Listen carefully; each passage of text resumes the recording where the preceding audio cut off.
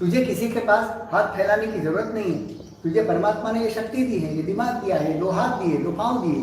अब तू कर, उससे अपना काम करने लग, तो दुनिया से पैसा आने लगेगा। तू क्यों अपने आप को इतना गरीब और बेकार समझता है? और उस भिखारी को एक पावर आ गई, हाँ मेरे पास इतनी कीमती चीजें हैं, मैं उसका सही उपयोग नहीं कर रहा हूँ। तो वो अपने काम पे लग गया। उसको जो परमात्मा ने दिया था उससे बहुत कुछ पा लिया। क्या कमी है हमारी? इतना मनुष्य देह उत्तम मिला है, कोई कमी नहीं है। तो हमारा जीवन में ये लोभ, ये देवलोक में बहुत पावरफुल होता है, और तिर्यंच गति में माया, क्योंकि उसको अपना रक्षण करना है, अपने आप को बचाए रखना है। दुनिया में ऐसे उसको खा जाने वाले बहुत हैं आसपास में, तो उससे अपना रक्षण करने के लिए उसको माया करनी पड़ती है। अपना आहार प्राप्त करने के लिए भी माया करनी पड़ती है। बिल्ली जब कोई चूहे को पकड़ती है तो कैसी शांत हो जाती है, जैसे आसपास में कुछ नहीं है, ऐसा चूहों को महसूस हो, और वो जैसे ही वहाँ से गुजरे कि कोई है नहीं ऐसा समझ के गुजरे, और बिल्ली तुरंत ही ऐसी झड़प मार देती है कि चूहा बेचारा फंस जाता है। तो ये माया है, वो बताती है कि मैं हूँ नहीं, ऐसा दिखावा करती है, ऐसी माया करती है। और उसके कारण माया के पाप तिर्यंच गति है। और मनुष्य में क्या महान है? मान कषाय, अहंकार है। सारे दोष देखो, क्रोध, मान, माया, ये तीनों किसके बलबूते होते हैं? उसके नीचे क्या है? नींव में क्या है? माया। माया भी होती है क्यों? अहंकार। मूल में अहंकार है, तो अहंकार सबसे बड़ा दोष हो जाता है मनुष्य को। तो इस अहंकार दोष को कैसे मिटाएं? क्या है हमारे पास कि जिसके बल पर हम अहंकार को तोड़ सकें, अहंकार को खत्म कर सकें? तो उसके लिए है नमस्कार। अहंकार का बिल्कुल विरुद्ध, अहम से विरुद्ध अरहम। अरहम के प्रति नमस्कार अगर हमारा हो गया तो अहंकार बेचारा कहीं का नहीं रहेगा। इस अहंकार का ऑपरेशन दूसरे के द्वारा ही हो सकता है, स्वयं नहीं कर सकते। हार्ट का कितना भी निष्णात डॉक्टर हो, हजारों लोगों को उसने हार्ट का ऑपरेशन कर दिया हो, मगर उसको अगर कोई हार्ट का प्रॉब्लम हुआ, हो सकता है कि नहीं? जिसने हजारों लोगों के हार्ट के ऑपरेशन किए हो, उसको हार्ट की भी प्रॉब्लम हो सकती है, क्योंकि पूरा जानता है हार्ट को कैसे संभालना, कैसे मजबूत रखना, कैसे जीवन 100 साल तक चलाना, ये सारी विद्या उसके पास है कि, और फिर भी उसको हार्ट का प्रॉब्लम हो सकता है। इतनी जानकारी के बावजूद उसको हार्ट का प्रॉब्लम हो ही सकता है। और वो हो तो क्या वो अपना ऑपरेशन खुद कर लेगा? नहीं। अब कहाँ जाना पड़ेगा? दूसरे डॉक्टर के पास उसको जाना पड़ेगा। हार्ट का व्याधि ही ऐसा है कि वो खुद के बलबूते कभी अच्छा नहीं हो सकता, उसको किसी दूसरे के पास जाना ही पड़ता है। वैसे ही अहंकार व्याधि ही ऐसा है कि वो आदमी स्वयं के बलबूते कभी अहंकार से मुक्त नहीं हो सकता, उसको कहीं ना कोई समर्पण करना पड़ेगा, तब जाके ये अहंकार का ऑपरेशन हो सकता है। नहीं तो अहंकार कभी जाता नहीं। इसीलिए गुरु की जरूरत है, इसीलिए परमात्मा की जरूरत है कि कहीं ना कहीं तुम्हारा अहंकार छोटा पड़ जाए। अहंकारी होते हैं, कैसे होते हैं कि वो कभी भी ऐसे लोगों के बीच रहेंगे कि जो उससे कम शक्ति वाले हो, जो उससे कम सत्ता वाले हो, जो उससे कम संपत्ति वाले हो, जो सब उससे कम गुणवान हो, स्वयं को महसूस कर सके इन सब में मैं सुपीरियर हूं। ये भाव उसका कब बना रहेगा? जब उसके आसपास के लोग उससे ऊंचे न हो। तो अहंकार की पहली पहचान है कि उसके आसपास का सर्कल वो ऐसा ही बनाएगा कि जो उससे ऊंचे नहीं हो, रूप में, गुण में, संपत्ति में, सत्ता में, सभी क्षेत्र में। आप अपने आप को टटोल लेना कि हमने कौन सा सर्कल इकट्ठा किया है। अपने अहंकार की मात्रा का पता लग जाएगा कि मेरे में कितना अहंकार है, मैंने कैसे लोगों को आसपास में रखा है, मैं किसके साथ ज़्यादा घुल मिल सकता हूँ।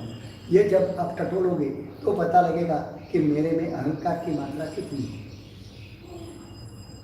इसीलिए देखो ऊंट कहाँ होते हैं? रेगिस्तान में। क्योंकि ऊंट को अपनी ऊंचाई का अहंकार है। वो कभी पहाड़ी प्रदेश में देखा, हिमालय के प्रदेश में कहीं ऊंट देखे? क्योंकि उसका अहंकार टिक नहीं सकता। तो ऊंट कभी भी रेगिस्तान में मिलेगा, पहाड़ी एरिया में नहीं मिलेगा। या दूसरे अर्थ में कहना हो तो हम तो ये कहते हैं कि जो अहंकारी है वो सारे ऊंट है। वो मैदानी प्रदेश में ही रहना चाहते हैं, वो कभी पहाड़ियों के बीच रहना नहीं चाहते। अहंकार ऊंट जैसा है। तो इस अहंकार को खत्म करने के लिए गुरु तत्व की, देव तत्व की बहुत आवश्यकता है। हम जो उपासना करने जा रहे हैं वो तत्व कितना महान है, कितना गरिमाशाली है। उसके पास क्या है? पूर्व के तीसरे भूमि में उन्होंने सभी जीव करूँ शासन रसी, सभी जीवों को मैं इस तत्व का रसिक बना दूं कि जिससे इस तत्व को पाले। अंदर ही है मगर अज्ञान के कारण बेचारे ये जीव चहुं गति में भयंकर पीड़ा पा रहे हैं। जो सुख के ही धाम है, दुख उनके जीवन का कोई हिस्सा भी नहीं है। और फिर भी देखो तो हर व्यक्ति के पास शिकायत है, हर व्यक्ति दुखी है, क्योंकि अज्ञानता है, समझ नहीं, अपने आप की पहचान नहीं।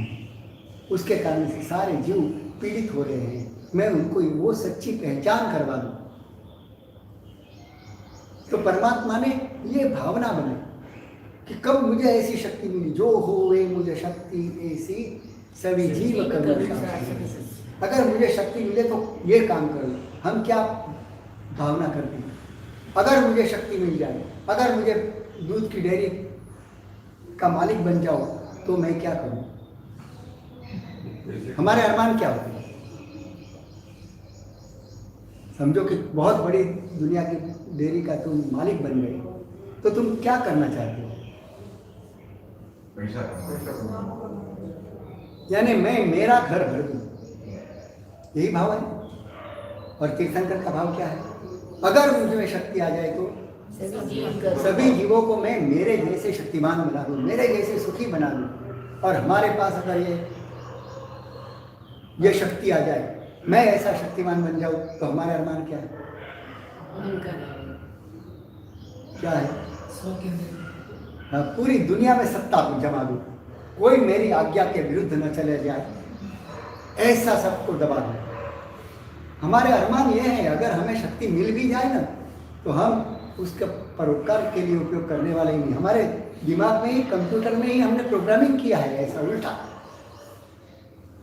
क्योंकि वो अहंकार के घर का प्रोग्रामिंग है, परमात्मा के घर का प्रोग्रामिंग नहीं है।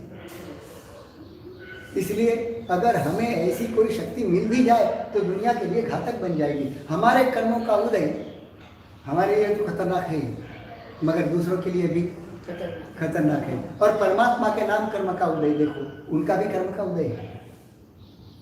उनका खुद का तो कल्याण करने वाला हुआ ही, मगर पूरे विश्व का कल्याण करने में वही कर्म निमित्त बना।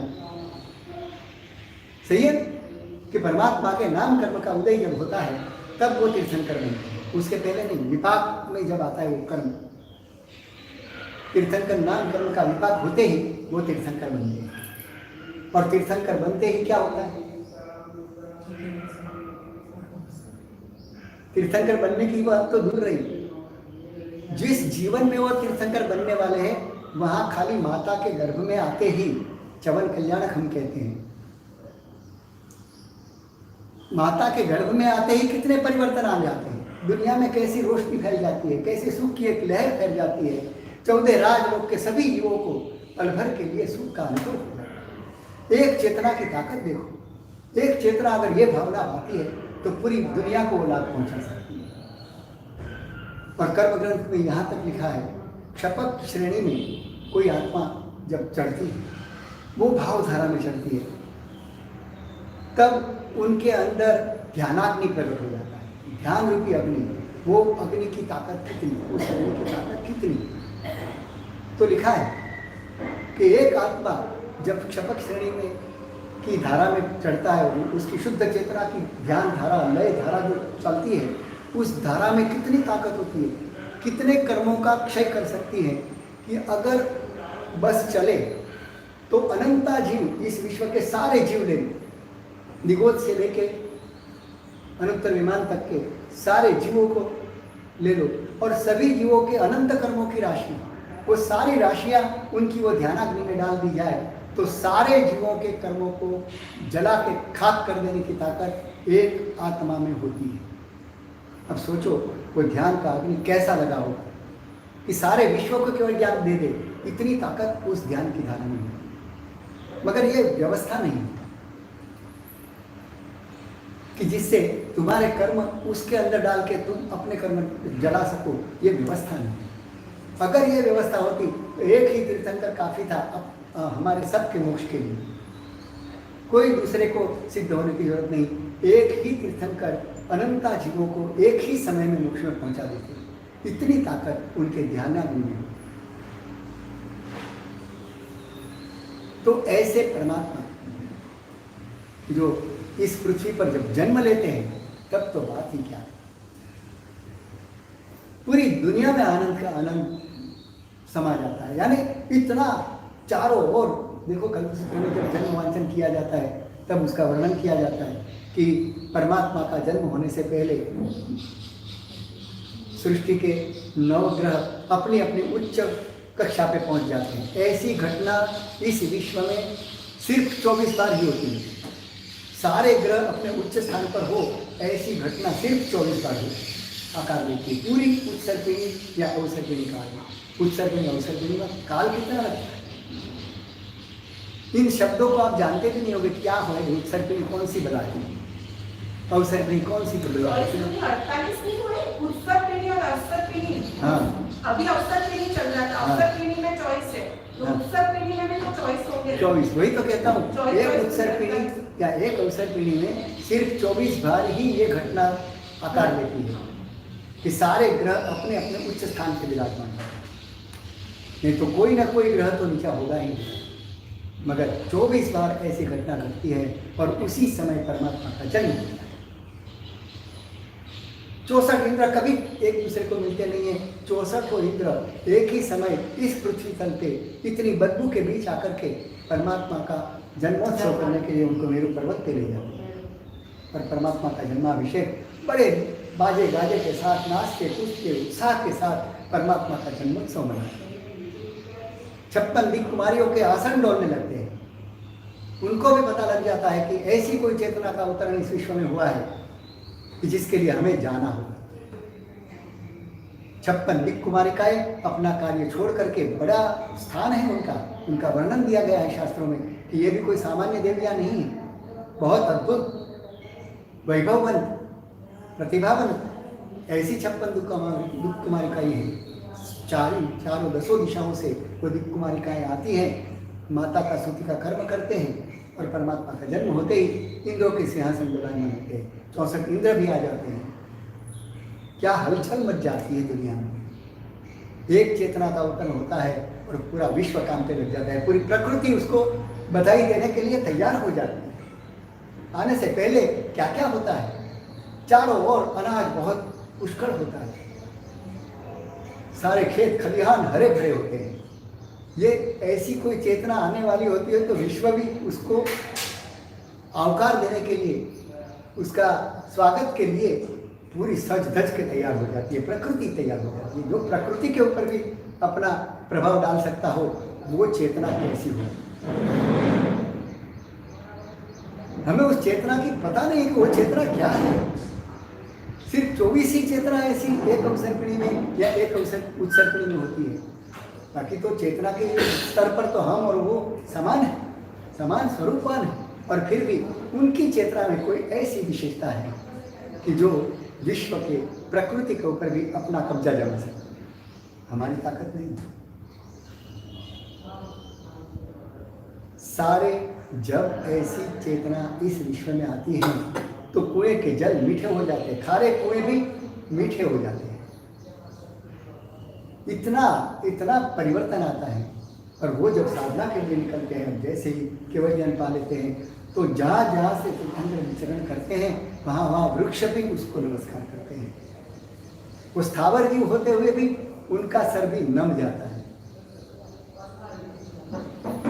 ऐसी एक लहर दुनिया में चलती है, करोड़ करोड़ देवता को जिनकी सेवा में प्रतिपल रहते हैं। ये सामान्य चेतना नहीं है, अर्यंत परमात्मा अद्भुत चेतना है। इतने यानी उनका अगर तुम देखो तो पुण्य सर्वश्रेष्ठ है। कितना है, शास्त्रों में ये बताया गया है कि एक तरफ इंद्र जितने हैं सारे इंद्रों का पुण्य जोड़ करके, सारे चक्रवर्तियों का पुण्य जोड़ करके इकट्ठा कर दिया जाए और इस विश्व में जितने भी पुण्यशाली व्यक्ति हो, निगोज से लेकर देवलोक तक के, उन सब का पुण्य इकट्ठा करके एक जगह एक पल्ले में रख दिया जाए और सिर्फ एक तीर्थंकर का पुण्य एक पल्ले में रख लिया जाए तो कौन सा पल्ला नमेगा? तीर्थंकर का पल्ला नमेगा। सारी दुनिया के जीवों का पुण्य एक तरफ और एक व्यक्ति का पुण्य एक तरफ, तो भी उसका पुण्य भारी होगा। इतने पुण्य के सम्राट होते हैं परमात्मा। जन्म से 3 ज्ञान लेके आते हैं। हाँ, 3 ज्ञान लेके आते हैं ना। 3 ज्ञान तो जन्म से ही होते हैं। जन्म से। चौथा ज्ञान दीक्षा लेते ही होता है और 5वां ज्ञान तो साधना के बाद तुरंत मिल जाता है। तो इतना पुण्य सम्राट व्यक्ति, वैसे ही सामर्थ्य में कितने हैं परमात्मा।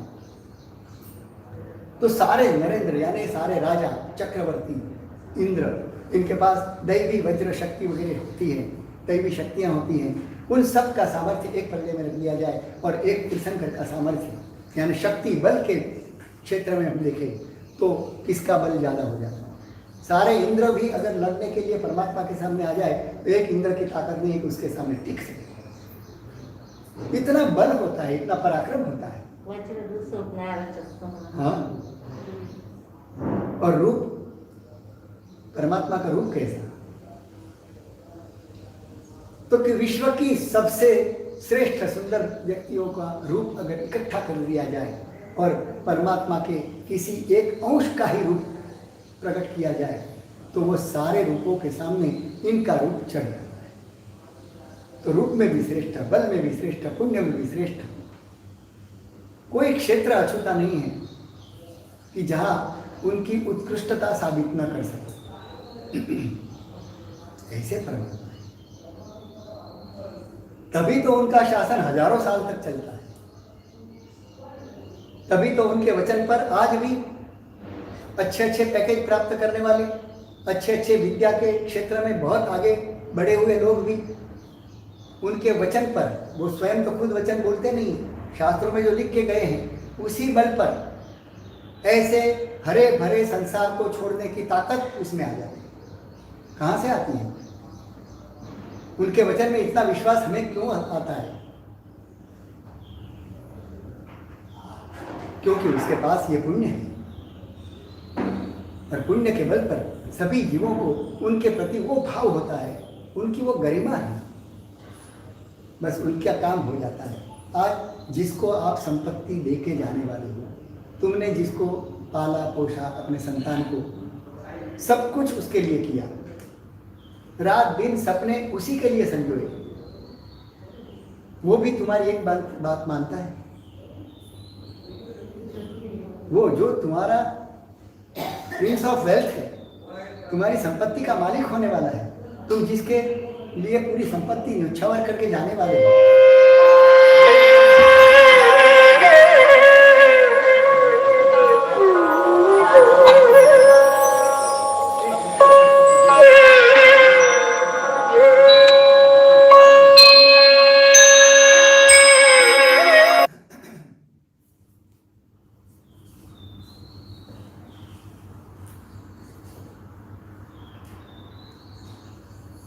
ऐसे परमात्मा है, ऐसे पुण्य, ऐसा प्रभाव, ऐसी शक्ति, ये सब हम देखते हैं। तो हमें अगर तीर्थंकर से कुछ प्राप्त करना है तो किस बात पे हमारी नजर ठहरेगी? क्या हमें परमात्मा का प्रभाव चाहिए, परमात्मा की संपत्ति चाहिए, परमात्मा की साधना चाहिए, कि परमात्मा की भावना चाहिए, कि परमात्मा का पुण्य चाहिए, हमें क्या चाहिए? परमात्मा के पास तो सब कुछ है, उसमें से हमें क्या प्राप्त करना है? हमारी उनका गुण वैभव भी देखो। आशीर्वाद चाहिए, हाँ उनका आशीर्वाद चाहिए। बस परमात्मा के पास गुण वैभव भी सर्वोत्कृष्ट है, एक एक गुण उत्कृष्ट कक्षा में खिला हुआ है। हमारे गुण तो आंशिक है, कुछ अंश है, कुछ अंश दबा हुआ है, इसलिए हम पूरे खुल करके दान भी नहीं देते। परमात्मा दान देने बैठते तो इतना दे देते कि सामने वाले को लेने की इच्छा ही खत्म हो जाती। क्या लेना? जो पूरा सब बोलते हैं ले जाओ, पूरा लूट जाओ, तुम्हारे पास जितनी शक्ति हो ले जाओ, तुम्हारा पात्र हो उतना ले जाओ, तो सामने वाले के लेने की इच्छा ही खत्म हो जाती है। भिखारी 50 मांगता है तो तुम 5 देते हो, और कोई कुछ नहीं मांगता है उसको 5000 दे देते हो। जो मांगता नहीं है उसको देने की इच्छा जगेगी, और जो मांगेगा उसको 5 रुपया भी देने की इच्छा नहीं जगेगी। ये दुनिया का नियम है। तो परमात्मा जब देने बैठे तो कितना दिया उन्होंने? 388 करोड़ सोनैया का दान दिया। तो क्या परमात्मा के पास इतना ही था और नहीं दे सकते थे? शास्त्रों में वहां तक लिखा है कि परमात्मा जब अन्न छत्र खोलते हैं तो अन्न छत्र में कैसा अन्न छत्र होता है? वहां जो बना है वो खा के चले जाओ, बस ऐसा। यहाँ तो दाल रोटी सब्जी बनी है, तुमको रुचे तो खाओ, नहीं तो जाओ। हमारे अन्न छत्र कैसे हैं? हाँ, हमारे अन्न छत्र ऐसे चलते हैं कि भाई दाल रोटी सब्जी और एक मिठाई रखी है, उनको जचे जे खाओ, नहीं तो उठ के चले जाओ। हमने तुमको हमारे ऊपर उपकार नहीं करते हो, हम उपकार कर रहे हैं। हमारी भावना तो यही है। पर परमात्मा के अन्न छत्र का देखो क्या हाल होता है।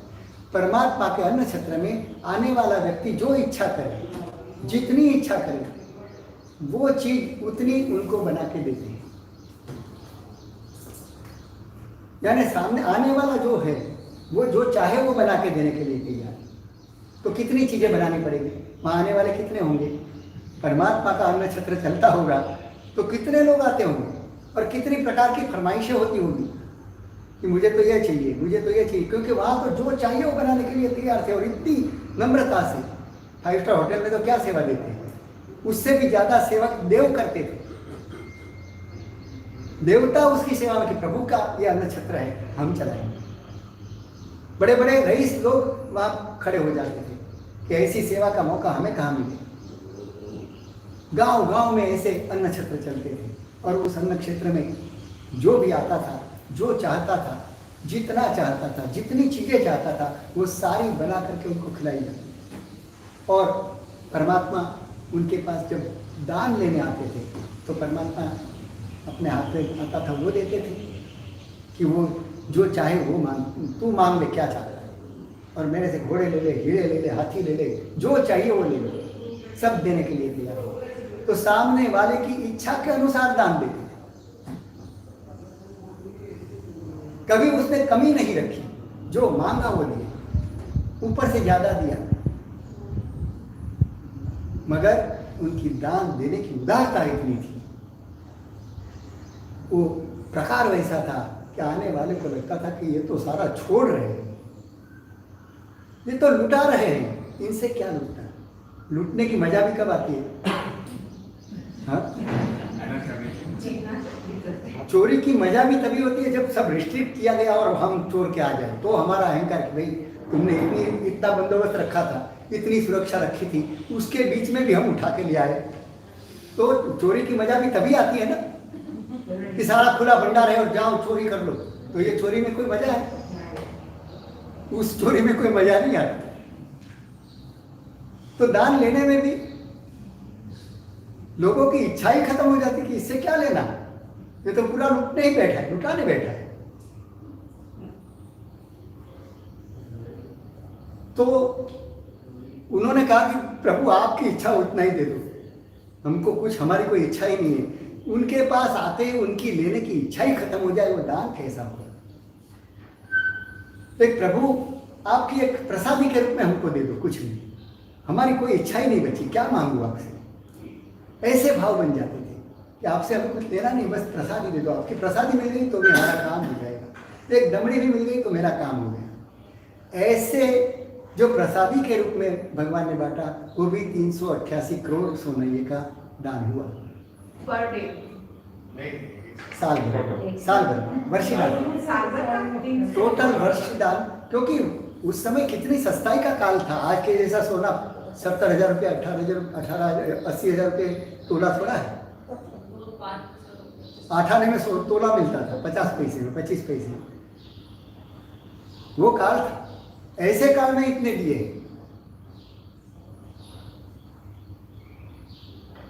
तो परमात्मा ने जो भी गुण अपने जीवन में प्रकट किया वो अपने उत्कृष्ट स्तर पे ही था। उनकी अनुकंपा भी वैसी, उनका दान भी ऐसा, उनकी करुणा भी ऐसी। कौन से गुण को तुम कहोगे कि परमात्मा का यह गुण मेरे से छोटा है? कह नहीं सकते। सारे गुण अपने उत्कृष्ट स्थिति में विलसित ऐसे पर। और इसीलिए ओम ह्रीम नमो अरिहंताणम जब आप पाठ करते हो तो अनंता अरिहंत परमात्मा ऐसे ही उत्कृष्ट पुण्य के धनी, उनका तुम जाप करते हो और उनसे तुम जुड़ते हो। ये तुम ऐसे सामान्य मत समझना, ये फोन नंबर है, हॉटलाइन है। खाली ओम ह्रीम नमो अरिहंताणम करते ही वहाँ से फोन उठ जाता है। वहाँ से कभी ये मैसेज नहीं आएगा कि कृपया थोड़ी देर इंतजार करें, अभी लाइन व्यस्त है। ऐसा मैसेज कभी नहीं आएगा। तुम ओम ह्रीम नमो अरिहंताणम, हजारों हॉटलाइंस वहाँ लाइव चालू ही रहती है। परमात्मा हजारों लोगों के साथ बात करते हैं। और ये टेलीफोन नंबर है, जैसे 1 2 3 5 7 8 ऐसा नंबर लगाते हो तो इच्छित व्यक्ति तक बात पहुंच जाती है और तुम्हारा फोन उठ जाता है, तुम उससे बात कर सकते हो। वैसे ही ये परमात्मा ने दिया हुआ अपना नंबर है। यहाँ से, इस दुनिया से जब विदा हुए तब किसी ने पूछा कि भगवान आपसे संपर्क करने का कोई सूत्र, क्योंकि आप तो जा रहे हो। तो परमात्मा ने यह सूत्र दिया कि तुम तो इतना ही नंबर लगा देना, डायल कर देना, बस मैं वहां तैयार बैठूंगा, लाइन पे ही बैठा हूं, तुम्हारे फोन की राह देख के बैठूंगा। क्या परमात्मा ने यह कॉल दिया है? ऐसा नहीं कि तुम्हारा फोन आएगा तो उठा लूंगा, नहीं, तुम्हारी राह देखूंगा कि कब आता है, कब तुम फ्री होते हो मेरे साथ बात करने के लिए। मैं तो फ्री बैठा हूं, पर तुम फ्री नहीं हो। भगवान हमें कहते हैं कि तुम बड़े व्यस्त हो, इसलिए तुम्हें जब समय मिले तो एक नंबर डायल कर लेना, मैं बात कर लूँगा। ओम ह्रीम नमो अरिहंताणम परमात्मा के सीधा डायलिंग है, अरिहंत से जुड़ जाते हैं। हमें पता नहीं है कि इस मंत्र की क्या शक्ति है। ये विज्ञान है। तुम जितना ये डायल करोगे उतने ही तुम परमात्मा से नजदीक हो जाओगे। परमात्मा के गुणों का सागर तुम्हारे में संक्रमित होने लगेगा। तार जुड़ा है नहीं कि जो जहाँ ज़्यादा है वहाँ से कम में आएगा। शक्कर का एकदम मीठा पानी हो, उसमें तुम फीका पानी डालोगे तो शक्कर मीठा, यानी फीके पानी से फीकापन शक्कर में जाएगा या शक्कर का मीठापन फीके में आएगा? हाँ, जो ज़्यादा जहाँ है वहाँ से कहाँ आएगा? जहाँ खाली है वहाँ आ जाएगा। तुम खाली हो, तुम अरिहंत पद से जुड़ते हो, तो अरिहंत पद में जो भरा हुआ है वो तुम्हारे में खाली है तो आएगा, आना ही है, क्योंकि तुम तार से जुड़ रहे हो। इस जाप मंत्र ये नाद ब्रह्म है, ये विज्ञान है, ये शब्द विज्ञान है। और शब्द विज्ञान के द्वारा तुम परमात्मा से जुड़ते हो। तो ओम ह्रीम नमो अरिहंताणम ये जब आपको ये 40 दिन की साधना में बराबर 1 लाख का करना है, आपको लखपति बन जाना है जाप के क्षेत्र में इस अरिहंत परमात्मा से। क्योंकि कोई भी मंत्र का अपनी एक संख्या होती है, शास्त्रों में संख्या भी दी गई है कि इतनी संख्या का जाप करने के बाद वो मंत्र तुम्हारे लिए सिद्ध हो जाता है। और फिर एक बार भी बोलो तो काम करता है, ऐसे 50 बार बोलो तो भी काम नहीं करेगा, क्योंकि अभी सिद्धि तुम्हारे पास में नहीं है। और जब तुम तप के साथ जप करते हो तो उस जप के अंदर अगर उसकी संख्या जो नियत की गई है उतनी संख्या का जाप हो जाए तो वो मंत्र तुम्हें सिद्ध हो जाता है। तो ये मंत्र सिद्धि का भी अनुष्ठान है। ओम ह्रीम नमो अरियंताणम का आपको वैसे 20 नौकार वाले रोज गिनते हो, 40 दिन में कितनी होगी? रोज की 20, तो 40 दिन की 20 कितनी होगी? 800 नौकार वाली होगी। 800 नौकार वाली यानी और 100 आंकड़ा लगा दो, कितने जाप हो गए? 80,000। तो 80,000 तो तुम्हें एक पहली होली में ही मिल गए। अब होली पूरी करने के बाद तुम्हें वो 20,000 जो बाकी रहते हैं वो भी पूरा करना है, तो तुम लखपति हो जाओगे। और अभी से अगर आप 20 की जगह 30-30 गिनना शुरू कर दो तो 40 दिन में ही तुम्हारा काम लखपति बनने का हो जाएगा। 1.25 लाख का जाप हो जाएगा। तो सवाया काम करना है, सवाया जाप करना है। उतना जाप करने से तुम्हारा ये मंत्र इतना सिद्ध हो जाएगा कि आप थोड़ी देर जाप करके किसी को बोलो तो भाई तेरा काम हो जाएगा और हो जाएगा। वो मंत्र सिद्धि मिलती है और तब के साथ होती है कोई भी सिद्धि। हम भी अगर कोई शास्त्र भी पढ़ना चाहे तो उसके लिए पहले तब भी होता है, जब भी होता है, वाचनाएं होती है, वो सब होता है, तब जाके वो शास्त्र हमें सिद्ध होता है। ये प्रक्रिया है। अरिहंत परमात्मा ऐसे पुण्यवान, ऐसे गरिमावंत, ऐसे प्रभावक ऐसी व्यक्ति से जोड़ता है। ये परमात्मा का मंदिर ये कोई सामान्य बात मत समझो कि 5-25-50 करोड़ में बन जाने वाली घटना नहीं है। ये परमात्मा की मूर्ति में वो अरिहंत परमात्मा की शक्ति जो तेजस शरीर के रूप में परमात्मा छोड़ के गए।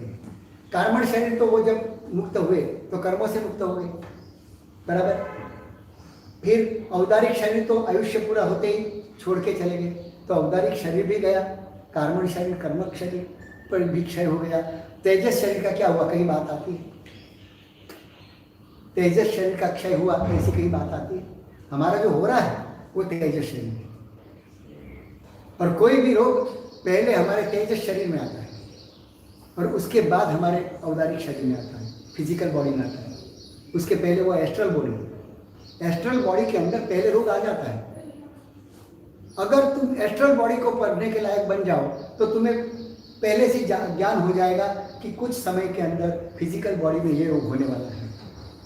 उसका प्रिवेंशन तुम पहले से कर सकते हो। एस्ट्रल बॉडी मतलब ऑरा जो हमें विजिबल नहीं, पर आजकल कई कैमरे ऐसे भी विकसित हुए हैं जिन्होंने इस ऑरा को भी पकड़ा हुआ। Cosmic energy. हाँ, तो ये जो एस्ट्रल बॉडी है वो परमात्मा की काम करती है और उस एस्ट्रल बॉडी को मंत्र शक्ति से उस मूर्ति में स्थापित की जाती है। उसको ही प्राण प्रतिष्ठा कहते हैं, उसी को अंजन विधि कहते हैं। कोई भी मूर्ति सिर्फ शिल्पकार ने बना ली, उतने मात्र से वो मूर्ति भगवान नहीं होती, तब तक वो पत्थर ही रहती है। मगर जैसे ही उसके ऊपर मांत्रिक विधान किया जाता है, उसके अंजन के द्रव्य का उपयोग किया जाता है, केसर, कस्तूरी, ऐसे ऊंचे द्रव्यों से उनके आँख में अंजन किया जाता है और वो अंजन के समय जो मंत्र बोले जाते हैं उस मंत्र से उसमें चेतना प्रकट। और वो चेतना आज ऐसी जगह पे कहीं ना कहीं अगर कोई ऐसे पवित्र पुरुष के द्वारा पवित्र जीवन जिनका हो, जिनके साधना का बल बहुत पावरफुल हो, ऐसी व्यक्ति जब परमात्मा को आह्वान करके वहाँ स्थापित करती हैं तो खुद परमात्मा को आना पड़ता है। खुद यानी फिजिकल बॉडी से नहीं, मगर जो उनकी एस्ट्रल बॉडी छोड़ के गए हैं वो बॉडी इसमें प्रविष्ट हो जाती है और उसके चमत्कार परिचय दिखने लगते हैं। पालिताना आदिनाथ भगवान तो नाम सुना होगा आपने, शत्रुंजय पर्वत के मंडन कौन है? भगवान आदिनाथ। भगवान आदिनाथ की प्रतिष्ठा लगभग 490 साल पहले हुई। अभी 10-11 साल कुछ बाकी है, 500 में कम है, तो 490 साल लगभग आज पूरे हुए। 490 साल पहले की घटना है कि जब आदिनाथ भगवान की प्रतिष्ठा हुई उस समय अनेक आचार्य विद्यमान थे। पालिताना में तो पालिताना है, सिद्ध भूमि, सिद्ध क्षेत्र है, तो वहाँ हमेशा तुमको 500-700 साधु साध्वी तो हमेशा ही मिलेंगे। जंगम तीर्थ, स्थावर तीर्थ दोनों वहाँ मिली थे। तो ऐसे अनेक आचार्य वहाँ आए हुए और जब उनकी प्रतिष्ठा हुई उसके पहले 100 साल मुसलमानों का राज्य था, मूर्ति विरोधी राज्य था। उसके कारण उसके पहले जो मूर्ति थी, आज जो मूर्ति है उसके पहले जो मूर्ति थी उसको मुसलमानों ने खंडित कर दिया। उनका खाली सर वहाँ रखा था, बॉडी तो तोड़ फोड़ के टुकड़े करके फेंक दी थी। 100 साल तक किसी की हिम्मत नहीं हुई कि वहाँ दूसरी प्रतिमा विराजमान कर सके। लोग वहाँ जाते थे, बड़े निराश हो जाते थे। सिर्फ कटा हुआ सर प्रभु का वही वहाँ मिलता था, उसको ही वंदन करके लोग बड़े पीड़ित होकर के नीचे आते थे। 100 साल तक कोई प्रतिष्ठा नहीं हुई, कोई नई मूर्ति पे बैठा नहीं सके, क्योंकि सत्ता अपनी नहीं थी, हम गुलाम थे। और 100 साल के बाद उदयपुर के कर्माशाह, उनका बेटा, वो कर्माशाह खुद आए। उन्होंने राजा को आवर्जित किया, मुसलमान राजा को। इतिहास लंबा है, अभी समय नहीं इतिहास कहने की, मगर उस मुसलमान राजा को ऐसा आवर्जित किया, उसको ऐसे पैसे दिए, फाइनेंस किया कि वो राजा ने भी कहा कि बड़े बुरे दिनों में तूने मेरी सहायता की है, तुझे जब भी कोई आवश्यकता हो तो मुझे बोलना, मैं जब राजा होऊंगा तब मैं तेरी मनोकामना पूर्ण करूंगा। और जब वो राजा हुआ तब उसने पहले आमंत्रित किया उस कर्माशाह को कि तुम आ जाओ, तुम्हारे हाथ से मैं आज ये तिलक करूंगा राज्याभिषेक का। और उसके हाथ से तिलक किया और कहा कि अब मांग लो, तुम क्या चाहते हो। तब उसने परमात्मा की प्रतिष्ठा के लिए परमिशन मांगी और वो प्रतिष्ठा की परमिशन मिली। और उनके गुरु थे विद्यामंडन सिंह, उनको बुलाया, सभी आचार्यों को आमंत्रित किया कि परमात्मा की प्रतिष्ठा हो रही है। 100 साल के बाद पहली बार प्रतिष्ठा थी। तो आमंत्रण करने जाने वाले लोगों का समय होता था हर गांव में कि आप इसका आमंत्रण लेके आए, परमात्मा की प्रतिष्ठा का आमंत्रित करने के लिए आपका प्रतिनिधिमंडल आया है। तो एक आचार्य की तरह उनका सामया होता था। हर गांव में लोगों को इतना सम्मान था और गांव से लोग इतने आए, हजारों की तादाद में लोग वहाँ इकट्ठे हुए। जब कोई यातायात के साधन की व्यवस्था नहीं थी, ऐसे समय में भी 1 लाख से भी ज़्यादा लोग पालिका में आए प्रतिष्ठा की। और आचार्य कितने साधु साध्वी सब ने तपश्चर्या चालू कर दी कि परमात्मा की प्रतिष्ठा बहुत बढ़िया शानदार हो जाए। ऐसे भाव से कितने लोगों ने तेले किए, कितने लोगों ने अट्ठाइयाँ की, कितने लोगों ने मासिक श्रवण चालू किए, कितने लोगों ने जप चालू कर दिए। जो आते थे बस परमात्मा की प्रतिष्ठा बहुत बढ़िया हो जाए, इसी भाव के साथ आते थे। और वहाँ वो प्रतिष्ठा का महोत्सव इतना शानदार हुआ। और जब परमात्मा के आँख में अंजन किया गया तब इस परमात्मा ने 7 बार एक जीवंत व्यक्ति की तरह श्वासोच्छ्वास लिया। और वो सारा अहवाल उस समय के जो उनके शिष्य थे विद्यामंडन सूरी जी के, उन्होंने अपने हाथ से लिखा हुआ पूरा जो अहवाल है कि प्रतिष्ठा में क्या क्या घटनाएं हुई, कितनी मिठाइयाँ थी, कितने लोगों ने गहने उछाले, कि इस परमात्मा को क्या अर्पण किया उस समय। तो गहने जो उछाले उसकी भी राशि एक पहाड़ की तरह हो गई। इतने लोगों ने गहने भी अर्पण कर दिए परमात्मा को। तो ऐसा शानदार प्रतिष्ठा का महोत्सव हुआ था। तो ये परमात्मा की पत्थर की मूर्ति में समझो श्वासोच्छ्वास लेने की क्षमता कहाँ से आई। और आज भी वो परमात्मा 500 साल से हजारों लोगों को खींच के ले आते हैं। इतनी मैग्नेटिक शक्ति उस प्रतिमा में कहाँ से आई। खुद परमात्मा अगर नहीं होंगे तो ये शक्ति नहीं आ सकती। इतने लोगों को खींच के लाना बिना प्रलोभन, उसको कोई लोभ नहीं दिया जाता है कि तुम यहाँ आओगे तो तुम्हें एक सोने की चेन पहनाई जाएगी, है कोई प्रलोभन। अपना खर्च, जेब का खर्च करके लोग जाते हैं और इतने थक जाते हैं। चढ़ के जाना ऊपर आसान बात नहीं। परमात्मा सीधी तरह से तो दर्शन भी नहीं देते। हाँ, अपना तेल निकाल देते हैं पूरा, तब जाके दर्शन देते हैं। तो भी लोग खींचे चले जाते हैं। तो ये कौन सी शक्ति खींच रही है हमको सबको। पूरे भारत से नहीं, प्रदेश से भी लोग आते हैं तो सोचते हैं पानी खाना तो जाना ही। तो ये शक्ति उसमें पैदा होती है। वो कहाँ से आती है कि एस्ट्रल बॉडी की स्थापना जब उस प्रतिमा में की जाती है तब वो प्रतिमा जीवंत हो जाती है। उसके सामने की गई प्रार्थनाएं सब सफल होती है। तो जब उनके जाने के बाद भी इतना प्रभाव हो तो जब वो उपस्थित थे तब कैसा प्रभाव हो। ऐसे परमात्मा की तुम उपासना कर रहे हो, कोई सामान्य बात नहीं है, बहुत बड़ी उपासना है। और इतनी भाव से तुम्हें करना है, इतने जोश से कि तुम्हारी आराधना तुम्हें अरिहंत बनाने के लिए सक्षम बन जाए, कई लोगों को प्रेरक बन जाए, लोगों को लगे कि हम चूक गए, उसको हम कुछ मिस कर रहे हैं, उसकी आप उसका भान करवा देंगे। ऐसे इस तरह से हम हमारी ये उपासना करते रहेंगे।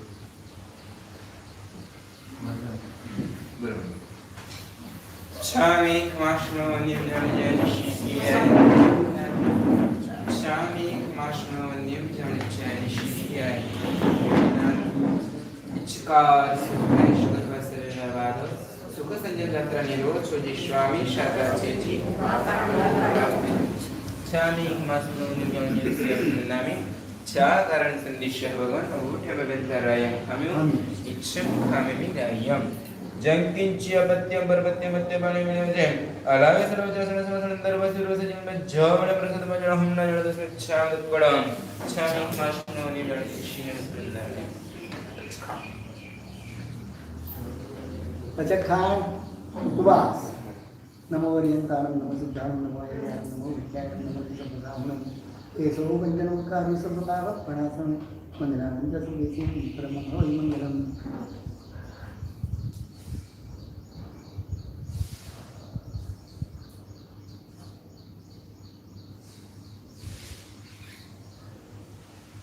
सूर्यवे वदंथै इयं ध्यानमतं धर्मं धर्मं नथानं नतागणं पाठवण्यागणं महत्त्वगणं प्रथमैत्यागणं पाणापुरसी सार्थककृत्यं नथै अलथावगणं वसागणं संगणं विसामनं भावनं मंत्रगणं सुखमैत्यागणं पाणस्सर्वे वाले वाच्य बाबू निवास सत्य बाबूसीरे नौकासी से आम्ही हां उगे श्री पुरसी सार्थककृत्यं नथै ध्यानमतं धर्मं नथावगणं वसागणं संगणं विसामनं भावनं मंत्रगणं सुखमैत्यागणं आयमिलं पचखान थावगणं सागणं देवालगणं संसत् उकित विवेकनं ब्रह्मप्रेम परिक्रमणं महत्त्वगणं सर्वकारणं खाई तिरियं ध्यानमतं धर्मं धर्मं नथावगणं वसागणं सागरगणं महत्त्वगणं धर्मं उठाणं पाठवणं महत्त्वगणं सुखमैत्यागणं पाणस्सर्वे वाले वाच्य बाबू देवा ससिद्धं सिद्धं नमोसिरे सर्वमंगलमंगलं सर्वकल्याणकारणं प्रधानं सर्वधर्माणां जैनं जयति शासनं।